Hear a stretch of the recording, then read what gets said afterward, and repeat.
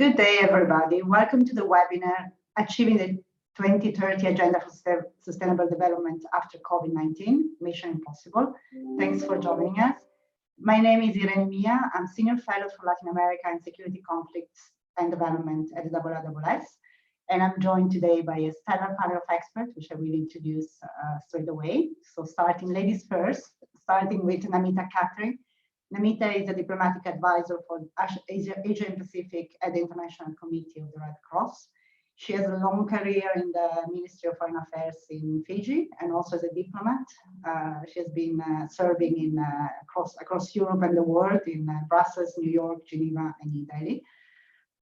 Thanks for joining us, Namita. Xavier Michon is a Deputy Executive Secretary of the United Nations Capital Development Fund. Likewise, he has a long career at UNDP. He has served across the world, serving in Burundi, Guatemala as country director, in Peru, and also in the New York headquarters. Welcome, Xavier. And last but not last, Matthias Thorns is the Deputy Secretary General of the International Organization of Employers, where he actually supervises all institution work related to G20 and G7, human rights, the 2030 agenda, and migration and programs under an EU framework agreement. Matthias has worked in different positions within the organization, but also he has worked as a senior position at Coca-Cola, the European Business Federation and Confederation of German Employers. So before we start the actual important part of the webinar, just a couple of logistics details. You can type your question in the Q&A box you see on the screen where exactly the box is located. Please feel free to type your question during our conversation. I will try to use some of this question in our conversation. If not, we'll make sure to leave 10 minutes at the end of the panel just for your questions. So just to give you a bit of a background for this webinar, the idea for this webinar came from a paper we recently published as part of an ongoing research project, analyzing ways in which COVID-19 has been affecting stability across the world, sponsored by and supported by PMI Impact. The paper in question really looked at how the pandemic has affected the implementation of the 2030 agenda and progress towards economic, social, and political stability across the world. We particularly focus on SDG 1, about ending poverty, and SDG 16, about peace, justice, and strong institutions. Why did we select those two SDG in particular? We did it because the two goals are very closely interconnected, and also their attainment would be instrumental for achieving most of the other SDGs. So unsurprisingly, the research found that the pandemic has already started to reverse 3 decades of progress in reducing extreme poverty and building peaceful and inclusive society. And also the pandemic is actually adding to those challenges and the challenges the world has been experiencing even before it in terms of really achieving the SDG before 2030. In particular, if you look at SDG 1, about really ending poverty, the proportion of people of the world population living in extreme poverty had fallen quite significantly between the 90s and 2015, from 36% to 6%, 36% to 10% in 2015. But already before the pandemic, the UN was forecasting that this figure would still be 6% in 2030. That means that effort to completely eradicate extreme poverty were already projected to fail by 2030. Now, if we look at the pandemic and the economic fallout from it, the number of people suffering extreme poverty in 2030 could be much larger than that. Progress is being reversed for the first time in 30 years, with potentially another 50 to 70 million people pushed into extreme poverty, according to different forecasts. Main regions affected will be Sub-Saharan Africa and also South Asia. If we look at SDG 16, the pandemic has worked more as a multiplier that will actually make much more difficult to build peaceful and inclusive society going forward, and hence would also prolong conflicts indirectly. Civil liberty, as we have seen across the world, have been restricted as part of the strategy to control the pandemic. Elections have been postponed in some cases. Judicial systems have been stretched and also in some cases undermined by the executive. Some governments, sadly, have used the opportunity to entrench their power and consolidate their authoritarian streaks. COVID has also resulted in increased crime levels in some cases, amid growing level of poverty and also overstretched police and judicial system. Human trafficking has been on the rise. So really, I think it is fair to say that if the world was already off track before the pandemic, now it's really off track, right? Just to give you another data point, the 2020 Social Progress Index, which was released this September, found that it was already going to take until 2082 to achieve the SDG before the pandemic. Now with the pandemic, it might take another 10 years. So it's actually quite urgent to discuss about SDG. And it's important to say that, of course, the challenge at the moment it's even worse, because in a way we need to address the short-term or medium-term impact of the pandemic, the health, economic, and social crisis, but also we need to think about the future and about how we can do that at the same time as we actually build the condition for a more sustainable and more inclusive society. So we, of course, we also for the SDG, international organization, donors, government, the private sector, and all relevant stakeholders really had a role to play in terms of really reaching those goal and really establishing the foundation for more inclusive and sustainable economies. I guess the big challenge would be money, which is something that we have highlighted in the paper. We know that international organizations, donors, and private sector were all envisaged to play a role in financing the SDG, but also the government of UN member states were meant to raise their own fund and also to develop their financial institution accordingly. If we look at the situation as it is now, we know that the level of investment are expected to fall as a result of the pandemic. FDI are expected to fall. We think some estimates say that in 2020 they will fall by 30%. External private financing for developing economies in 2020 also is estimated to be falling. Some estimates point to less 700 billion with respect to last year, 2019. Also, more in general, global remittances and worker salaries will fall. The external environment is not going to be very conducive to creating growth. We see everywhere protectionist tendencies across the world. So it's really a bit of a crisis situation at the moment. And really what we would like to do in this webinar is really kind of thinking all together. Obviously, we have speakers from very different part of the big stakeholder community. So I think it would be really good to have a conversation about those issues, really look at priorities and policy options for international organizations, donors, government, private sector, and all relevant stakeholders to really uphold democracy and create a more inclusive, sustainable economy in the long term, which also will help us really achieving greater resilience against future shocks as the one we just experienced. So with that, I will just let our dear speaker to do their introductory remarks, tell us what they're doing, what the organization are doing, and their first reaction to the paper and to this very big issue. So if we can start maybe with Namita.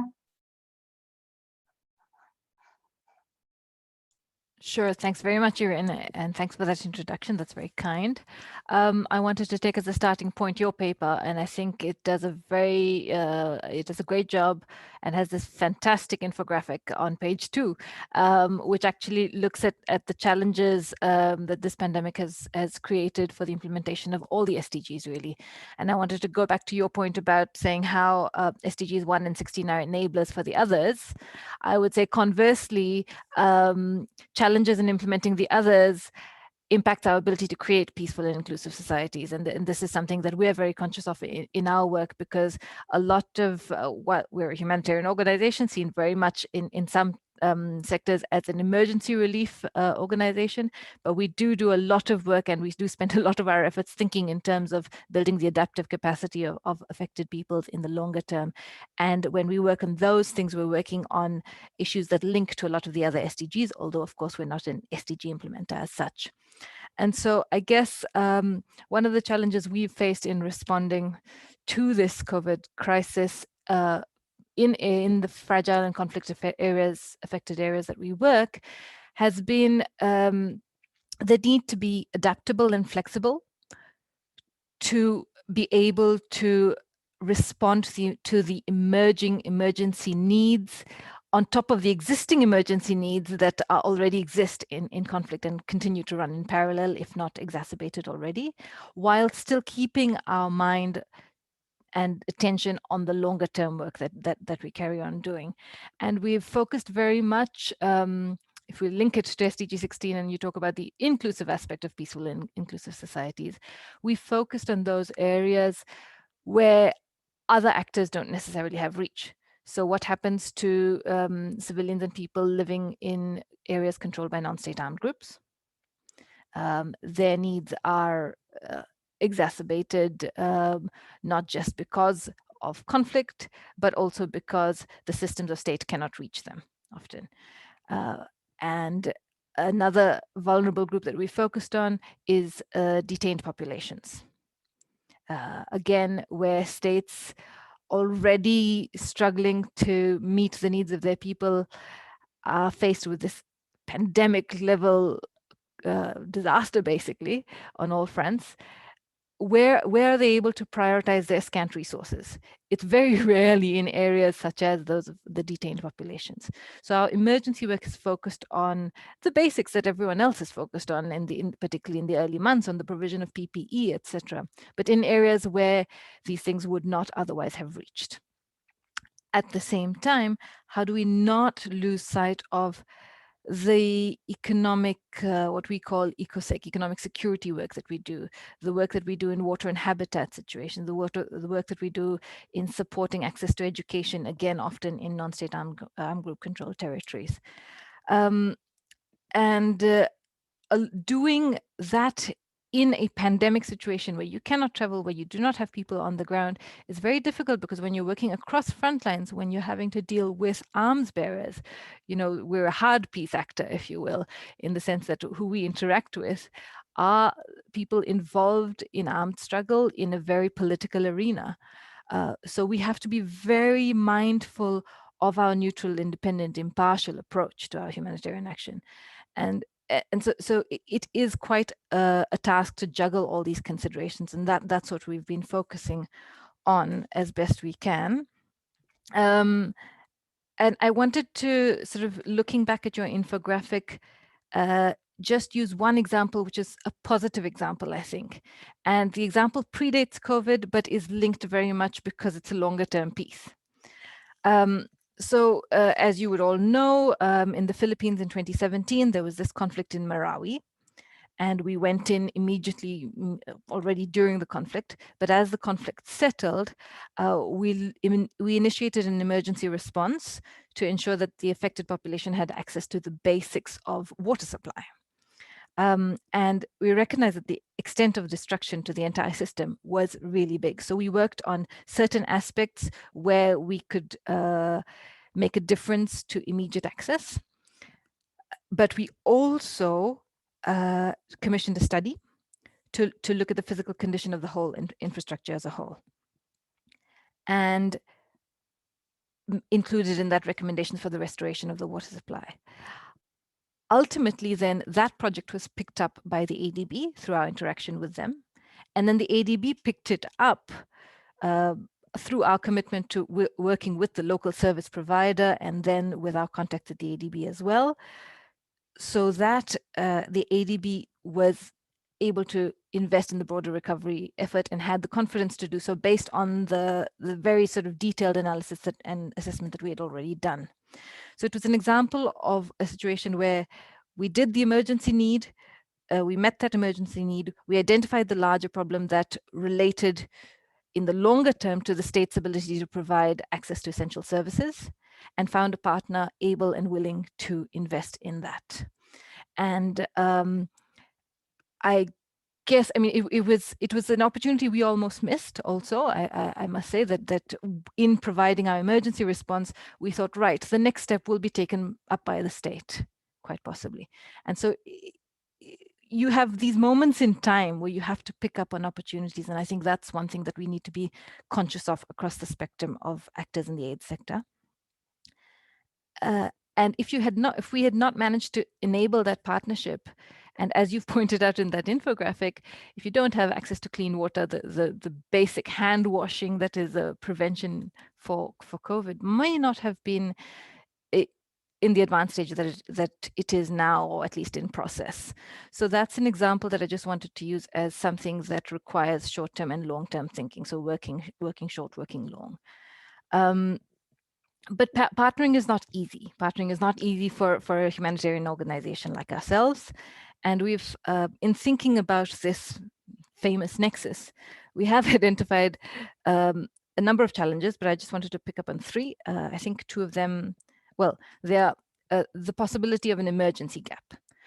So as we partner, and partnering requires often working with the states who have their own priorities, is there a risk of attention being drawn away from the emergency needs on the ground, which may not necessarily match with the priorities of a state? How do we keep our eye on that?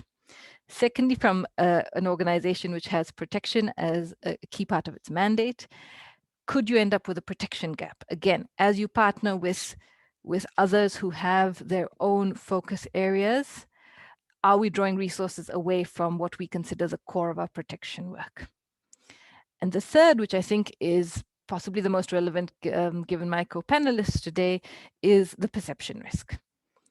For us, it's really important that we maintain our ability to speak across front lines to people who do not think the same, in fact, are polar opposites. How do we ensure that when we start thinking about partnerships, we don't end up with the perception that we're working with those who are seen as siding with one party to conflict? And that has often caused us to be a little bit reticent and highlighting and prioritizing our independent means of operating. But as we know, we do need to find better ways of working together and earlier in crises to make sure that all the parts of the puzzle are fitting together. One possible approach there, which we could discuss, is finding a way of discussing the substance of the needs, but eventually keeping the administration and programming of the operations separate. And the Marawi example with ADB is possibly one, but it doesn't work everywhere.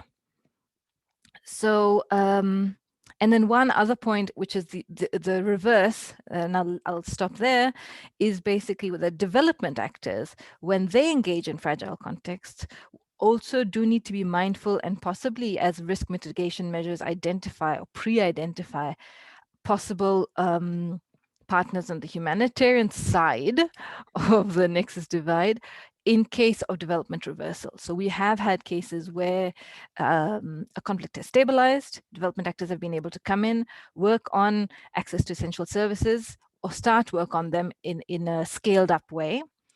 But then the conflict it's devolved into greater violence again, and they've had to, at least for a period, abandon that. So we again then have pitched in. But if planned better, we may not have those gaps as apparent. So I guess the challenge is really engaging earlier and engaging a little bit more differently in conflict-affected states, where you have layers upon layers, and if you add climate resilience to it, yet another layer. I'll stop there. I don't really have a concluding recommendation, but for discussion. Thanks. No, that was great. I think it's you highlighted really well the tension and that are there when you try to obviously look at the long term, but addressing the short term urgencies and also the partnership, the challenges around partnership, right? Because we all talk about partnership, but then when you actually look at the details, there are quite a lot of issues there. Xavier, do you want to go next? Thank you, Irene. And again, thank you for the International Institute for Strategic Studies for this invitation. And again, glad to interact with Namita and Matthias. Maybe a couple of messages. First of all, I mean, as UNCDF, we're part of a big family. As you know, the UN has under the leadership of the Secretary General has been extremely active in terms of trying to find common pathways, synergies among the different, let's say, organizations that structure the UN. And there's a very dynamic, let's say, coordination unit that brings us all together. And so I would like to highlight at least one point around the COVID. I think one of the instruments that it's worth pay attention to is that basically the UN has supported basically the countries where it operates, I think in more than 150 countries, the development of studies called the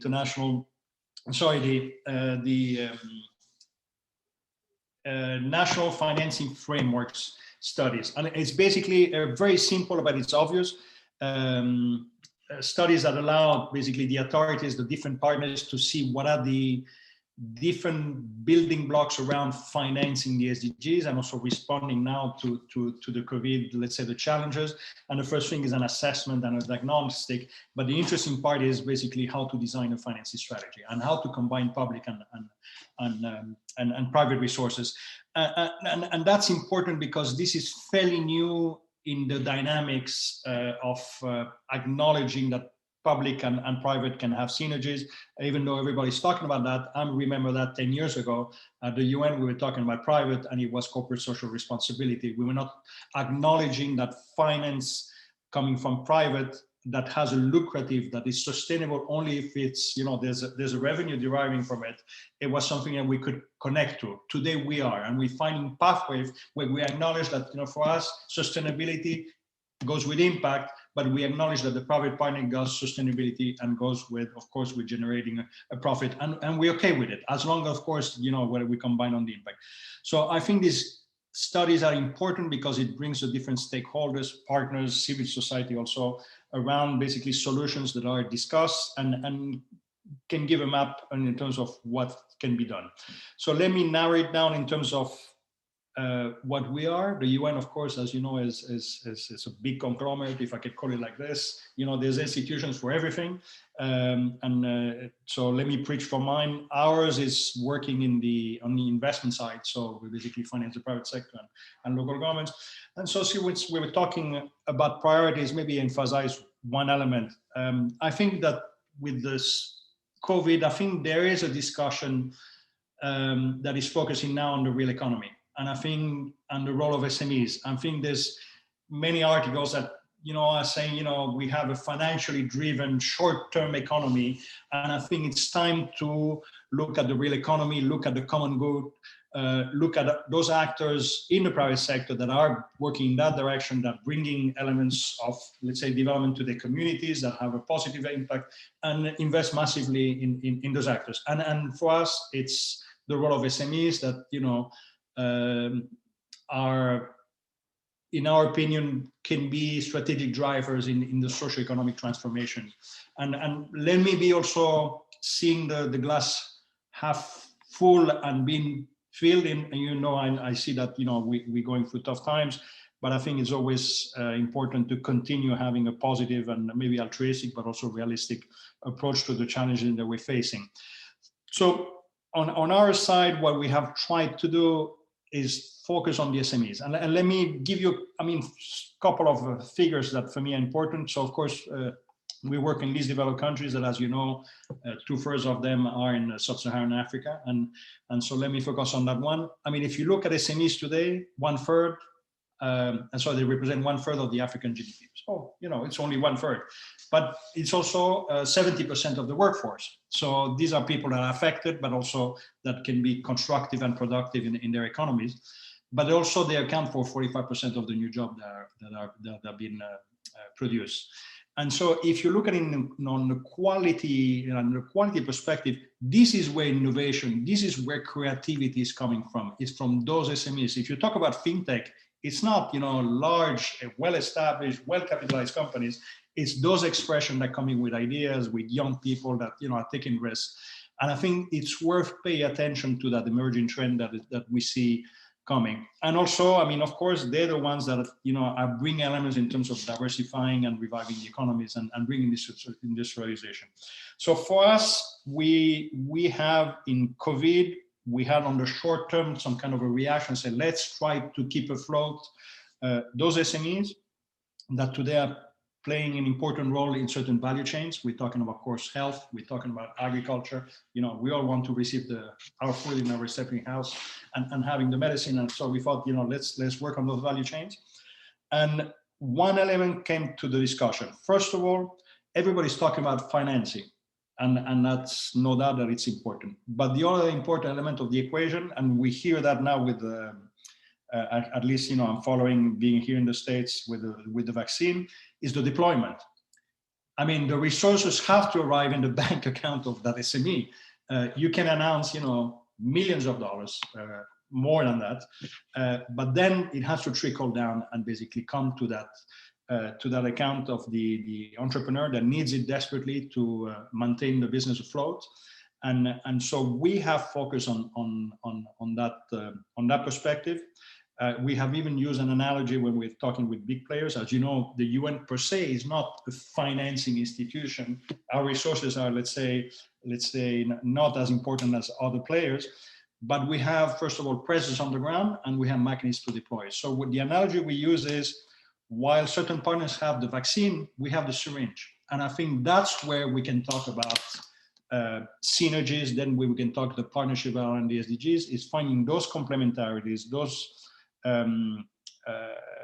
respecting of comparative advantages, that being on the ground, having methodologies to deploy, we can work with those sources of capital that are trying to finance local economies.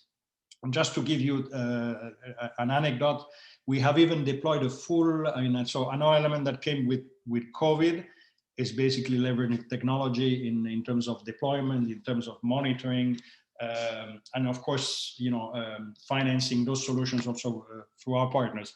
So we have today a capacity to deploy financing to SMEs in 15 days. That's as simple as that. In 15 working days, we can transfer resources to SMEs based on a comparative process. And it came just to, so sorry, it's my computer is misbehaving.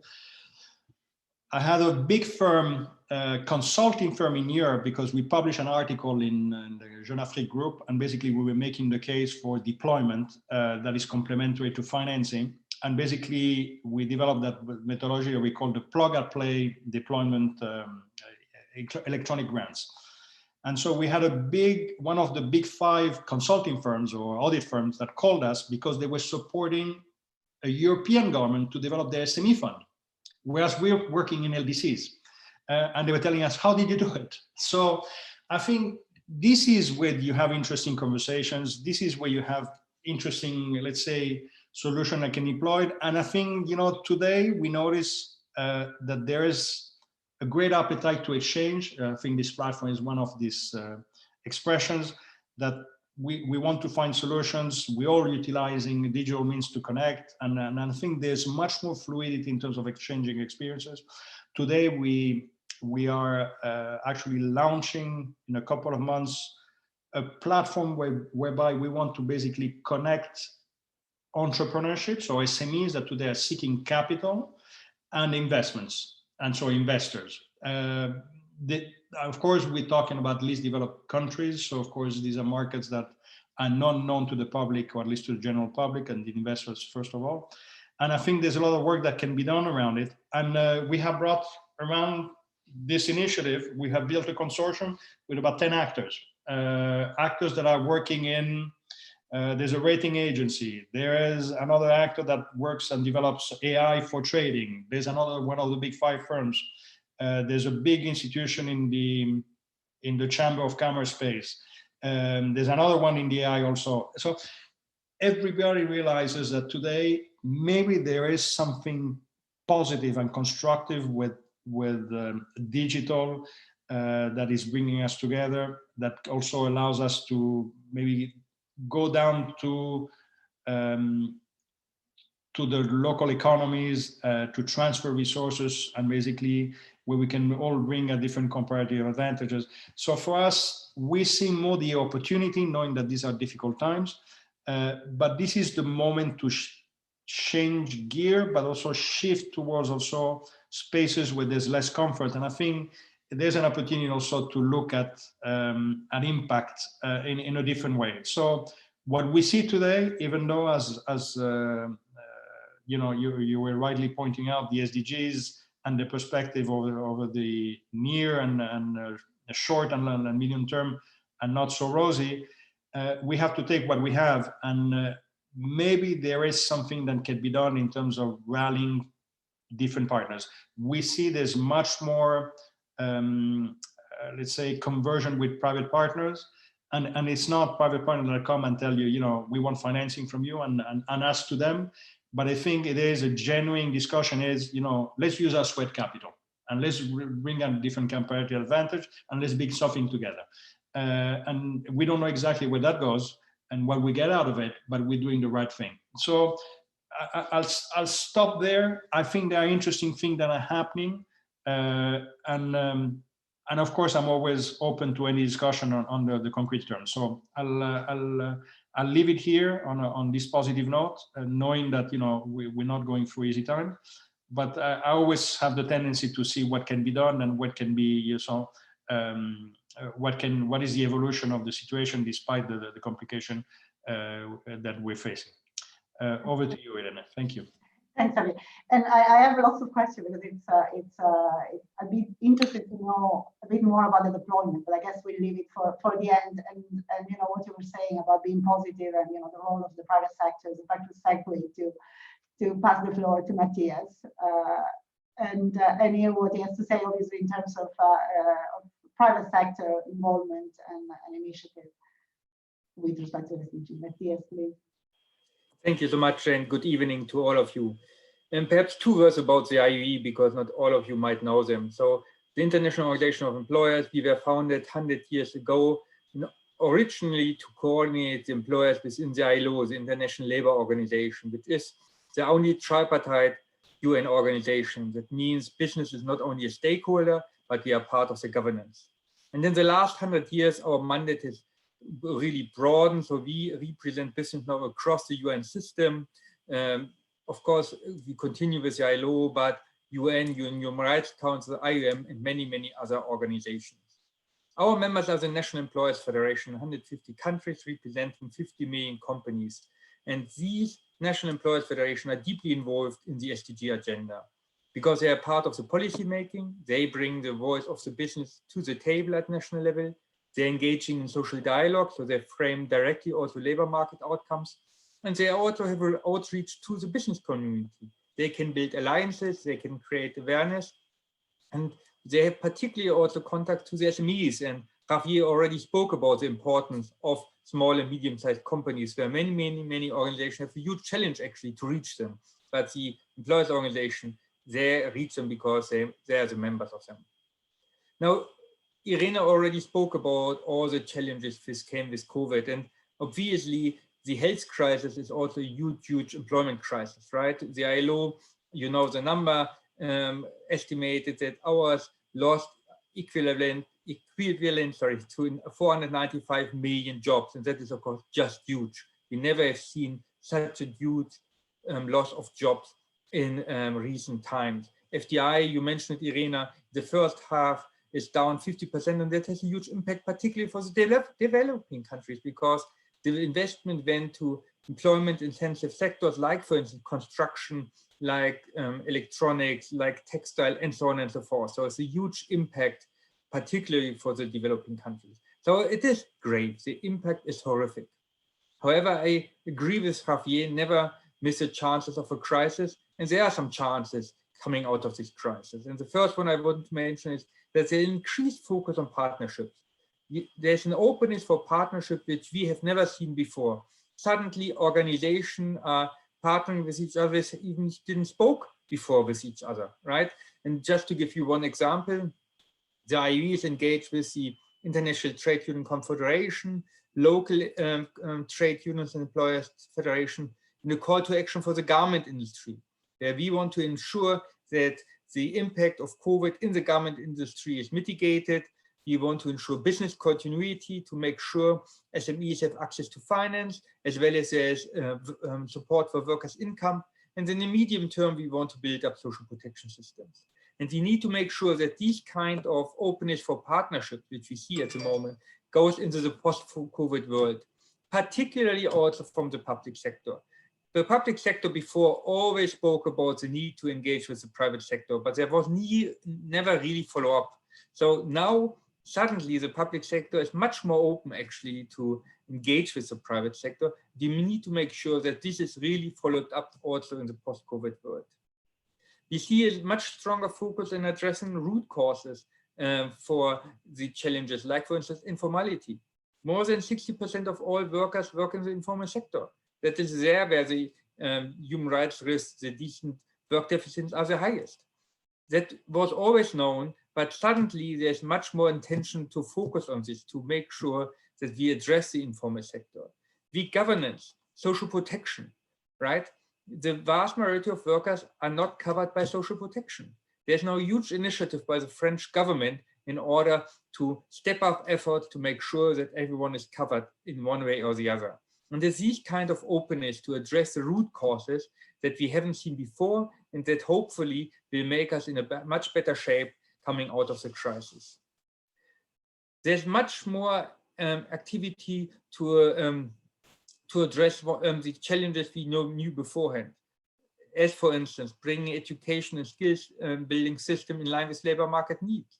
We have seen a quantum leap in the digital transformation. And of course, suddenly schools are waking up, universities waking up, that they need to make sure that their curriculum is fit for the 21st century, but also that their ways and methods they work are fit for that, right? You see that I'm based in Switzerland, a huge struggle actually to make sure that education systems are now going online. You see the same in many, many other countries around the world. So there's now a willingness and an openness in much more aggressively tackle the digital transformation and the future of work. We need to focus on entrepreneurship. At the end of the day, if you want to bring the world back to work, it will not be happening through the firms which exist. We need new firms, we need young entrepreneurs, because young entrepreneurs normally hire youth. They give youth a chance at the labor market. So we need much more focus on that. And we hope that the initiatives which you have already, like the G20 Entrepreneurial Action Plan, will be now finally implemented. So in concluding, building back better, there's a huge chance for that. I think there's a willingness, but it will not come automatically. We really have to focus on that. From the IIE side, we're doing a G20 monitoring report where we will focus on how the commitments from the G20 are implemented at national level to put peer pressure from our side, but of course it needs the commitment of action of all actors. Thank you so much. Thanks, Matthias. Sorry, I had a bit of technical problems with my camera, but more or less it's working. Anyway, so we have now some time for questions.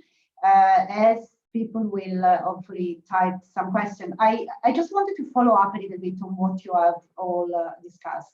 I mean, obviously there is a big role that the private sector will have to play. So as Xavier mentioned, the real economy or the entrepreneurship in each countries. And I really appreciate what you said, Matthias, because really you have put together an agenda of all the different aspects and pillars of a conducive environment for entrepreneurship.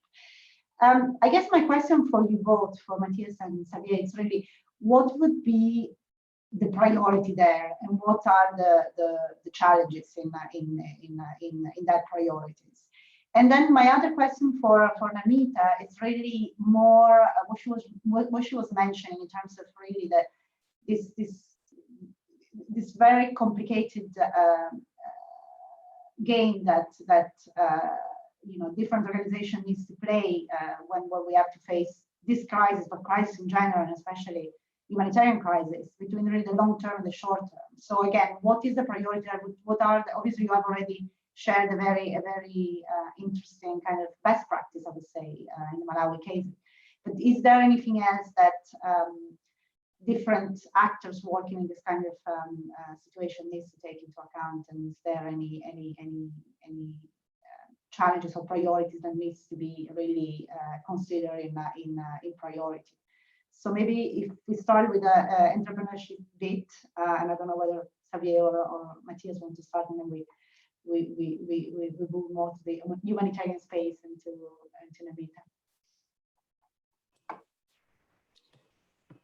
Nemita. Okay, I'll take the liberty.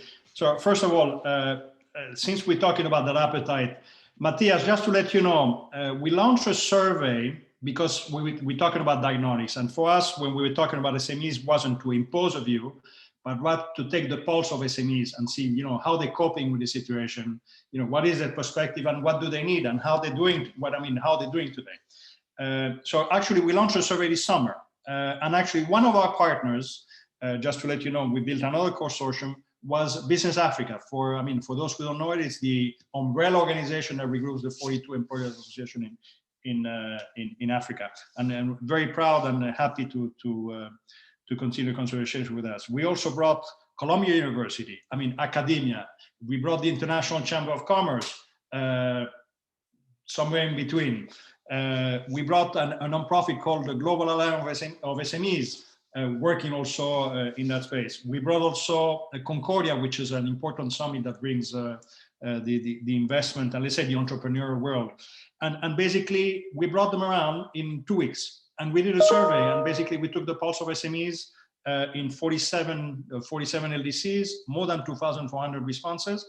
And so let me put that in context. This is more or less at the beginning of the crisis. So SMEs were thinking at the time, we're reducing a little bit my costs, I'm gaining a certain couple of efficiency, maybe time will pass by, there will be a vaccine, I'll go back to normal. So the responses were over short term. And when we launched the survey, we thought that basically accessing capital was the main need of SMEs. And actually it was not. What they wanted was access to the suppliers, access to markets, and it wasn't about capital, because at that time they could survive themselves and they could readjust. We're launching now a survey as a follow-up, and I think the answer will be different, because now, in most of the cases they have used their liquidity, maybe you have to take a couple of loans, and now they're requesting additional financing. So the survey will tell us. But I think for us, one of the opportunities is exactly actors like her. We're so different, we bring different actors together, and I'm happy to connect with you, Matthias. But the challenges is the SMEs are still a sector that, they're too big for microfinance, but too small for commercial capital. Commercial capital wants to go to big tickets where it's less risky. So that's where the blended, let's say, public-private, different sources of financing comes in, where basically we prepare the ground by de-risking investment. We utilize our de-risking instruments, where, for example, we provide grants in the initial phases. Then, once the business model is generating some revenue, we move to loans in very concessional terms.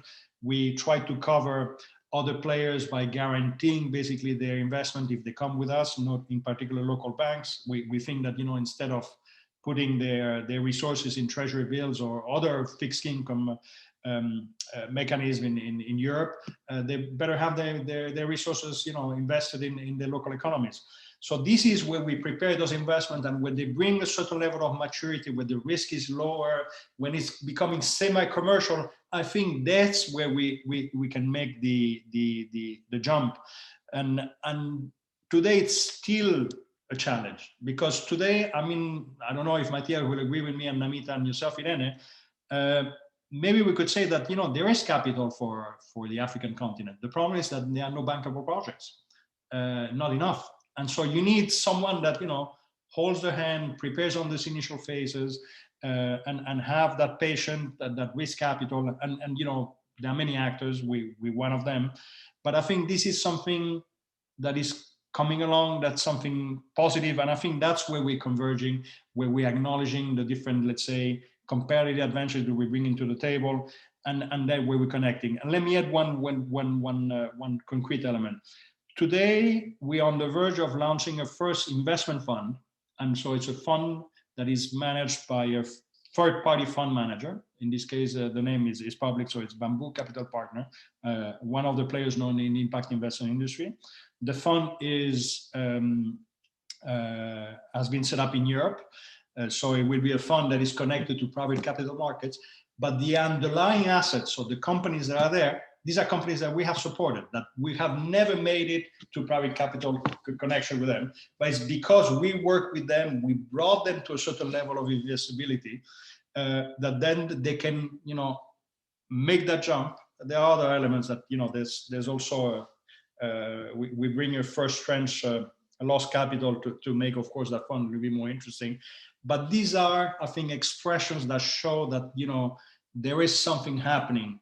There are today companies that who would have never dreamed about, you know, being part of a portfolio that is managed by an asset manager somewhere in Europe and is being distributed to private investor in Europe, a company in Burkina Faso or in Burundi or wherever that is, and not the usual Kenyas and Nigerias or South Africas. And I think that's something that gives me it gives me hope that we're going in the right direction. And that's where I see that there's an acknowledgement, there is enthusiasm, and different actors are chipping in. In this case, you know, it's, imagine UN and a fund manager. I mean, you would think these are opposite worlds, but we're working hand in hand, and we have found a way to connect. So again, the challenge is there, but I think the path is taken, and I think, you know, it's up to us to see what we can do. Leave it there, Matthias. Thank you so much, Xavier. And just to add on that very quickly, I mean, enabling environment, we know very much what are the ingredients, right? It starts with corruption. If you have to pay a lot of bribes in order to set up your business, you won't do it. You do it informally, right? Linked to bureaucracy. If you have to wait 1 year until your business is registered, you won't do it. You will go informal. It's linked to infrastructure, right? Basic things like energy, right? But we think it's normal in many parts of the world. It's not normal. Having secure access to energy, having secure access to internet, a big issue. Access to market, Xavier spoke about it, right? The chance actually to get to the market is a huge issue. For many, many female entrepreneurs, property rights. It's still in too many countries a huge problem that they don't have property rights, that they're restricted in what they can do. So in order to really boost female entrepreneurship, there's a lot to do in order to improve the legal environment when it comes to that.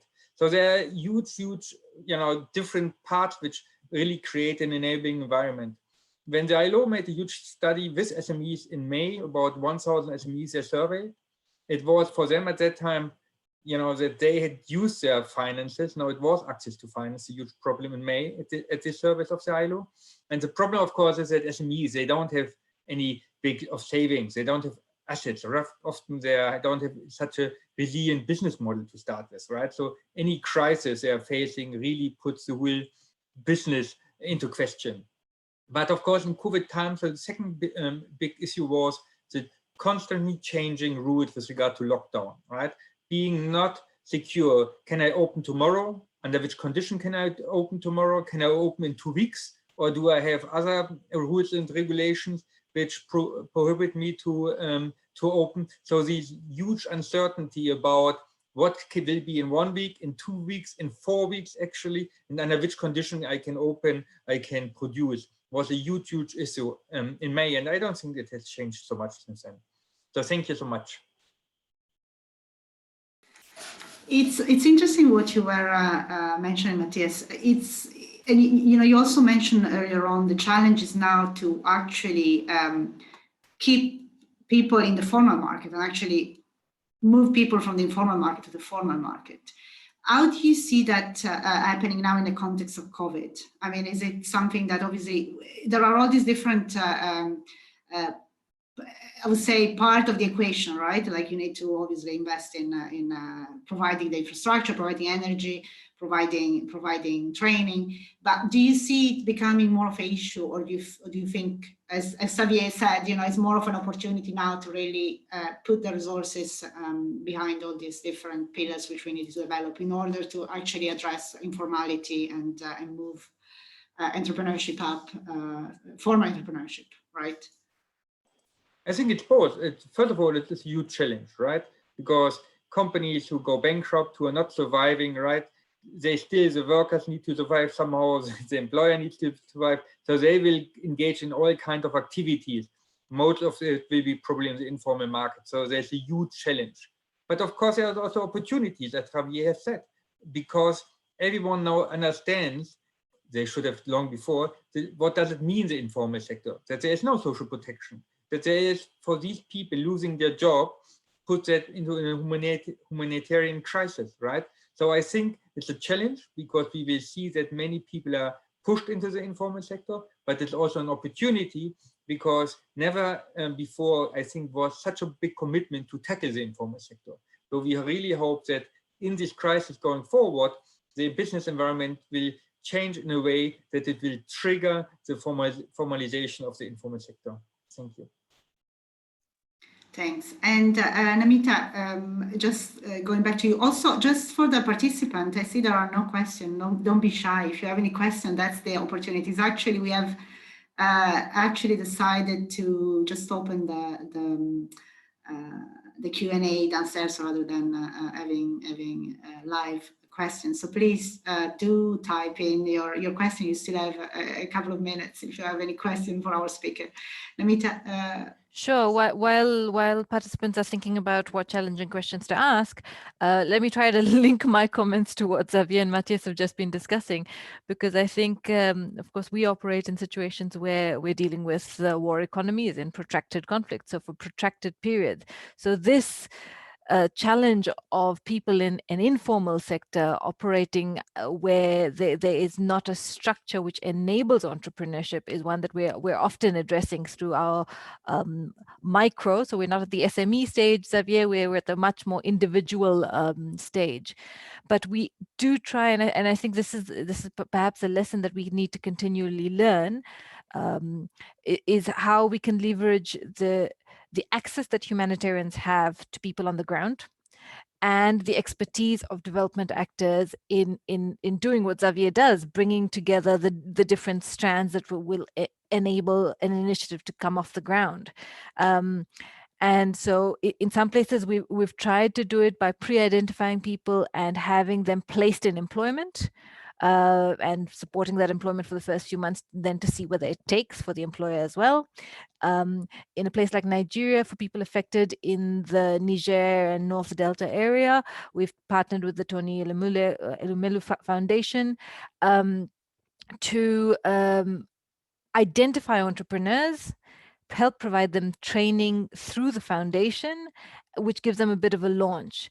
At the bigger scale of things, and something I'm not particularly well qualified to talk about, is the Humanitarian Impact Bond. So how do we encourage social investment by those who still want to see a return on their investment? It's not purely for altruistic purposes.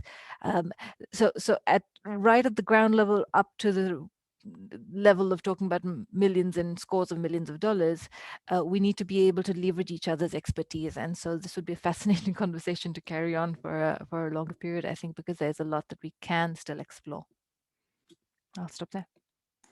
And it's indeed a very important topic and a fascinating conversation. Where do you think, and I guess that's a question for all of you, where do you think the opportunities are, even if we look at this specific element of what Xavier was mentioning before, the fact that it is okay to do good and at the same time making money on the side. Where do you think the challenges, and I would say actually the opportunities for all the different organizations or part of the society in which you are sitting? I guess in the case of the UN, as Xavier was saying, is already something quite revolutionary, right? Like to say we are okay with making money as well, not just good. But is that something that, it's interesting what you were saying, Namita, that even the Red Cross is kind of identifying this opportunity in terms of using private and public, and really also in a way putting together the power of the market and you know, obviously generating profit, but also the using that for common goods and for SDG. Where are the challenges? Where are the opportunities? I would say more the opportunities, right? And I guess this will be our last kind of closing up, given that our participants are quite shy today. So I guess we'll take the last 5 minutes just to round up, and maybe your last thoughts about this new world in which we have private and public, and we are okay with creating goods and creating inclusive growth, but also profit, so that we can involve more actors in the task. Do you want to start, Xavier? Just because I see you on the first on my screen. Yeah, I'm staying in the humanitarian. You know, before being in New York, I was stationed in Burundi, so I work with returnees, internally displaced, and former combatants, and so I'm seeing what we're doing today in terms of enabling, let's say, payment actors to bring those capacities to people that are in those camps, and that basically they can operate, and having, let's say, in these informal economies, have a tool to be financially included, to do those payments, hopefully move to small credits. And you know, I think that's something that is being explored and discussed more and more. We're working with different actors that are working in that space within the UN and outside. It's how to bring payment instruments, how to leverage digitals in returnee camps, and how to allow them to be financially included. And I think, and it's not just having access to the instrument, but the instruments allows also to understand basically certain dynamics, because normally we work also in terms of giving some elements of basic financial education. And but by this, what I mean is, you know, understanding what it means to have a relationship with the financial provider, that I have a relationship of trust, that later on that provider will give me a credit, and that credit I can utilize it for a small activity, whether I'm, you know, repairing wheels or working on wood, for my economic activity. And then there's a positive spillover in the sense that I pay back my credit and then I reinvest in the next round. We have done that with youth, and it was amazing. I had, and I'll stop there. We developed so credit and of course saving instrument for youth, small young people from 15 and up to 24, and basically they were telling us, through that we have discovered that there's a virtuous circle, in the sense that exactly we understand what saving means, putting money aside, how to put it towards an economic activity, how to generate that relationship with a financial institution, how to get a credit. And that gives us a pathway towards building our project, our human and economic project or a professional project. And this gives us hope, that gives us also confidence in ourselves. And that's something that, you know, we got in different programs. I even had testimonies saying from youth saying, you know, why didn't you come early in my life? If I would have known, I would have done it earlier. And some others were telling me, you know, we're among the lucky ones that are getting access to those products.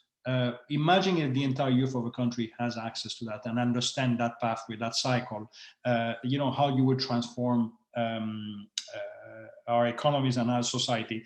So I think there is a potential, and I think, you know, it's by having those conversations, by having really spaces where you can have some kind of reverse engineering, saying, you know, this is where we want to get, and this is. From there, the private actor will say, you know, this is what I can bring, this is what I'm expecting. So it's clear what is the win on the side, and it's clear what is the win on our side. And I think there's a lot that can be done. So again, I'm by nature positive, optimistic, and I have to. I think that, along with that, let's say, state of mind, there's a lot that can be done. I'll stop over there. So I'm trying to deviate from the challenges. Always look. No, but that's great. I think it's a good ending remark, I would say. Matthias and Namita, last famous word. We are at 5, so we are. But we can. I'm sure we can take a couple more minutes.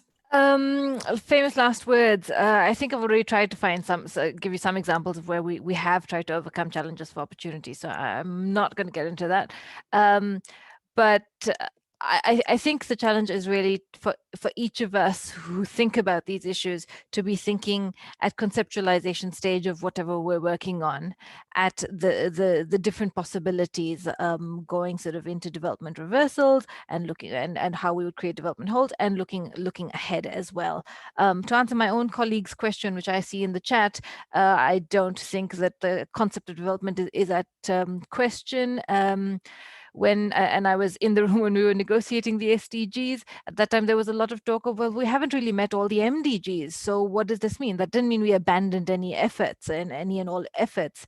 And I don't think, and as I've said, development is not linear. It does go back and forth. So I don't think that not reaching it by an aspirational date target means that it is a proof of failure of the concept in and of itself.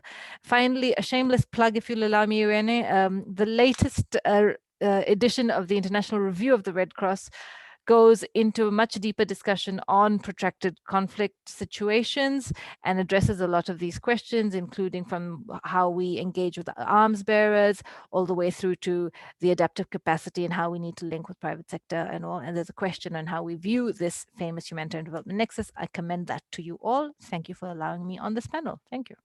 Thanks, and we will definitely read it. Matthias? Fine with last word. My plea would be to go away from an ad hoc engagement with the private sector to a much more formalized engagement with the private sector, particularly at national level, particularly when it is about the development of the framework agreement. I'm sorry for this. I just have to push this. I'm sorry for that.